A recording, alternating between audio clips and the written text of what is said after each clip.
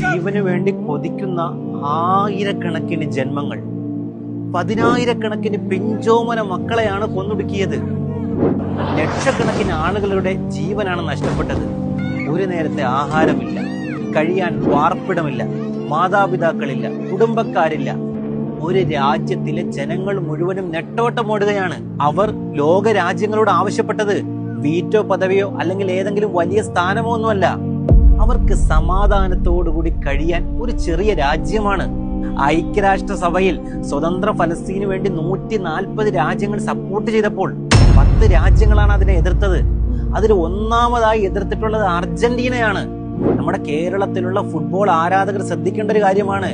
ഇടതെഞ്ചിൽ തന്റെ ഫുട്ബോൾ ഇതിഹാസത്തിന്റെ ചിത്രവും കൊത്തിവെച്ച് ഓരോ നിമിഷവും അർജന്റീനയുടെ ഫ്ളാഗും അർജന്റീനയ്ക്ക് വേണ്ടി ജയ് വിളികളും വിളിക്കുന്ന നമ്മുടെ കേരളത്തിലെ ഗ്രാമങ്ങൾ കോപ്പ അമേരിക്ക വരുമ്പോൾ അല്ലെങ്കിൽ വേൾഡ് കപ്പ് വരുമ്പോൾ ലോകത്തിലെ തന്നെ ഏറ്റവും വലിയ ഫ്ലെക്സുകൾ ലക്ഷങ്ങൾ ചെലവഴിച്ച് നമ്മുടെ നാടുകളിൽ ഉയരുന്നു.